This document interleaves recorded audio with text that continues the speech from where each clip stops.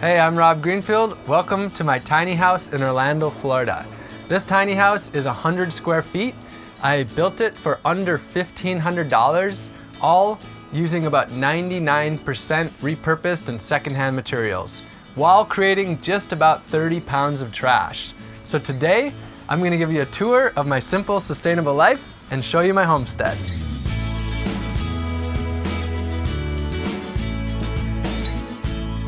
So as you can see, 100 square feet is pretty small. It's just 10 by 10. And some of you might be thinking, isn't this just a shed? Well, I designed it to look like a shed, basically, so that it would be within basic building codes. The most important thing is the bed. A lot of my life is outdoors, and this is really just about having a comfortable place. Underneath the bed is storage for my basic stuff. A big part of this place really is food. It's for storing food and processing food and such. Over here, this is a bounty of pumpkins from my garden. Here is the fermentation station, making jun, which is like kombucha, apple cider vinegar, fire cider, honey wine and such. Here I have my bookshelf, a lot of books about how to grow food and live sustainably. And then if we come over here, a lot more food. My project that I'm focusing on right now is 1 year of growing and foraging 100% of my food. And so that's really the centerpiece of everything that I'm doing while I'm here in Orlando for about 2 years. So fruits and veggies that I've harvested from my garden and from foraging. Up here, honey from my bees. I harvested about 75 pounds of honey, somewhere around there this fall. I don't have a whole lot of possessions. I aim to live pretty simply. This is all my clothes on this shelf and then some of my basic items. So the desk I built out of leftover materials from the build and pallet wood. 99% of this house is built with secondhand materials and repurposed materials. The floors, for example, were from a house that flooded, and this was stuff they were getting rid of, throwing away. The bed is leftover wood and also flooring. The burlap that I'm using for the walls is from a leftover craft project. One thing I should mention is the house isn't 100% done, so a bit of a work in process still, but good enough to be able to show you the place. Really important thing is my deep chest freezer. This year I'm growing and foraging 100% of my food, so this is a really important thing for being able to store a lot of food. And that brings me to electricity. My original plan here was to live off the grid like I did in my first tiny house in San Diego. But with this project, I found that it just wasn't quite the right match to be completely off the grid. And I'm only using about $100 worth of electricity per year. So since I'm here just for 2 years, it didn't necessarily add up to put a large solar system here when I'm using such a tiny amount of electricity. So what I have is just an extension cord that's running from here on the property. So that's pretty much the inside of the house. It's quite simple. There's not a lot to say about it because most of my time is spent outdoors, in the garden, in my community. And so let's move on to the outside.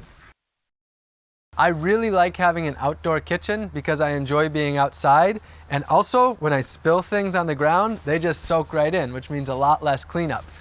This kitchen was built using leftover materials from the tiny house build, and I have a light that runs here on top. It's pretty simple. Has a battery which I can either charge using my small solar panel, or it can be charged inside. I actually have 4 ways of cooking food. The first is a not sustainable form, and the other 3 are renewable energy forms. So the first one is just using a basic propane camp stove. I'm working to move away from that completely so that I'm using all alternative energy. The main replacement for that is a home biogas stove. So this actually converts food waste into methane, which can then be used to cook with, and I'll show you that. Secondly is a solar oven, which just uses the sun, which we have plenty of, to cook. And then third over here is my fire pit. So if I'm cooking like large quantities, I have a 5-gallon pot that can go right on top of here. So this is the biogas. It works like a human stomach in many senses. So one thing that happens when we eat, one of the byproducts is gas, of course. So how can you trap that gas and actually use it for something good? How it works is you simply put food waste into it. I get a lot of food waste from a local restaurant. Simply put the food waste into here. It goes into the stomach. There's bacteria in there, and the byproduct of their digestion is gas. So this up here is a bladder that holds the gas. It's pressurized to push it down. And then just out the back, there is a pipe that goes over to the kitchen and delivers the gas to the stove. Another great byproduct of this system is a bucket full of fertilizer, really nutritious for the plants. So here's the sink. It's extremely simple. This is a 55-gallon barrel in the back, and that holds rainwater. And then it's just gravity fed. I use a biodegradable greywater safe soap so that this water doesn't have to go to a sewage treatment plant. Instead, what happens is it goes just down the drain, and then there's a tube that just goes out the back, and then back there I have bananas, which are really water-loving plants. So this water, all the water that goes through the sink, doesn't go off-site to a waste treatment plant. Instead, it actually grows food on-site. Also back there, I have my compost bin. The reason I really like my compost bin right there is I can actually toss food in standing right here. So it's really easy to access. So I create very minimal garbage. The little bit of actual trash that I do create, I just put in the trash can of the property. But mostly food waste, yard waste, paper, cardboard, all of that can go right into the compost bin, and that is used to grow food rather than be somebody else's problem. Also here is my drinking water. So it's a pretty great system. It's called a Berkey, and this can be used for purifying rainwater, water from lakes and rivers, or city water. I have my rainwater barrels right here behind the house. I simply stick a pitcher down here, and then my rainwater is purified to be delicious and great for drinking. Rainwater harvesting is very easy, not complicated at all. The water just falls down onto the roof, into a gutter.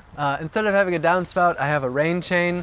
The water just falls into this barrel, and then it's stored right there. Really simple as that. I have multiple barrels, and they're just simply connected by a pipe. So this might be the part of my homestead that I'm the most excited to show you. This is a 100% closed loop composting toilet system. You have two toilets, this one for going pee and this one for going poop. Pee is a bucket, a 5-gallon bucket under here that's filled with water. It's used for about a day, and then basically the pee is diluted by about a 10-to-1 ratio. That water is then simply dumped onto fruit trees, bushes, and such to grow food. Poop goes into this one. How it works is you simply sit down like you would on any other toilet.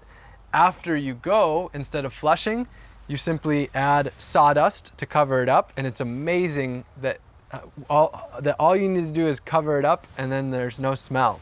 Instead of buying toilet paper, I grow my toilet paper right here on site. This is called the blue spur flower. It's in the mint family. So it's got a great smell, and it's ridiculously soft. I mean, that is just wonderful. So that is then composted as well. The poop goes into these 55-gallon drums, where it's then composted for a year to make it completely safe, and then it's used on fruit trees to grow fruit. So this is a 100% closed loop compost toilet system that doesn't create any problems for anyone else, and instead makes fertility. So because the property owner's roof is much larger, I also harvest rainwater off of their roof. I have two 275-gallon totes. This is used for watering the garden, for filling up the barrel at the sink, and for showering. This is my shower right here. works pretty simply. I have a 5-gallon bucket down here that I fill up, and then that just goes right over, and it's just a little handheld shower using rainwater, and honestly, I love it. To me, showering rainwater is one of the greatest ways to shower. A little bit about transportation, how I get around. So I don't have a car or a driver's license. I have a bicycle, and I use that to go almost everywhere that I need to go in Orlando. And then I also have a bicycle trailer, and that bicycle trailer can carry up to 300 pounds. So I can use that for hauling lots of stuff in my garden, tools or huge hauls of food. I can also use that for furniture, materials for the house, things like that. Lastly, let's move on to the garden. So one of the most frequent questions that I'm asked is, do I own the land? How did I find the land? Do I pay rent? What I've done is a work exchange. So I met someone who's always wanted to live sustainably, who's wanted a homestead for 25 years. And in exchange for me setting up my tiny house on her property for these couple of years, I'm helping her do that. And then everything that I create will be hers for the years to come. So I'm helping her grow her own food. I've turned the whole front yard into a garden. And the tiny house, after I leave, will be hers to use however she wants. So it's a exchange rather than a monetary transaction. We don't have a monetary transaction.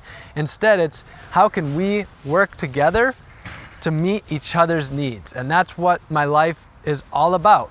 Reducing the ways that we have to work for money, and instead, how can we work together to help each other out? There is a lot going on here, and I can't possibly squeeze it all into one video. But if you have a desire to live in a way that's better for the earth, your community, and yourself, then I am here at your service, and there'll be plenty more videos to come. If you were inspired and you got something out of this, then I would really encourage you to subscribe and stay in touch. I love you all very much, and I'll see you soon. Oh, one thing to mention, this is a little squatty potty that I made. It's really, it's known that having your legs raised at this angle is much better for pooping. So anyway, wanted to mention that.